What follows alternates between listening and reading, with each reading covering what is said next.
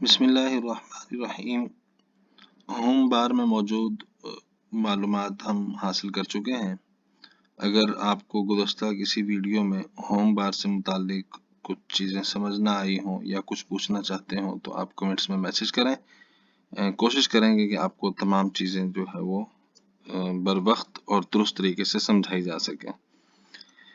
اس کے بعد انسرٹ بار ہے، لیفٹ سائڈ پر فائل، ہوم اور انسرٹ میں تحقیقی مقالہ لکھتے ہوئے ہم کن کن چیزوں کو انسرٹ میں ہم استعمال کرتے ہیں۔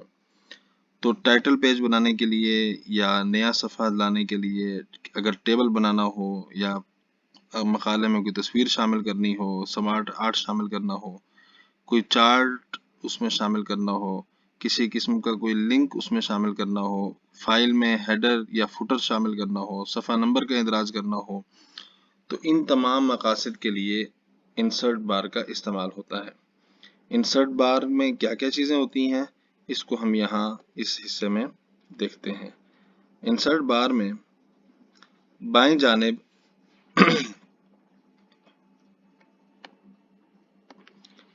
کور پیج، جو ٹائٹل کے لیے بھی ہم استعمال کر سکتے ہیں، لیکن یہ ہوتا تحقیقی مقالے میں ہم کرتے نہیں ہیں۔ پیج بریک، ایک نیا صفحہ شروع کرنے کے لیے پیج بریک کے بٹن کو کلک کرتے ہیں۔ اسی طرح بلینک پیج، خالی صفحہ آگے شامل کرنے کے لیے ہم اس کو کلک کریں گے تو ہمارا اگلا صفحہ ہمیں ایک خالی صفحہ جو ہے وہ مل جاتا ہے۔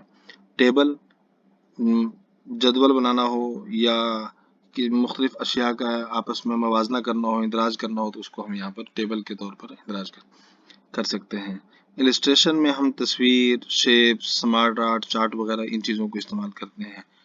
کوئی ویڈیو آپ شیئر کرنا چاہتے ہیں آن لائن، اس کا کلک یہاں سے ہم اس کے اندر لنک جو ہے وہ شامل کر سکتے ہیں۔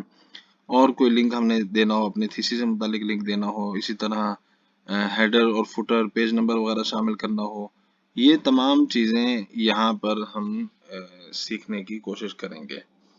تو اگلی ویڈیو میں ہم انشاءاللہ ٹائٹل پیج بنانے کا یا کور پیج کا جو طریقہ ہے اس کو دیکھتے ہیں کہ اس کے اندر کیا کچھ ہوگا۔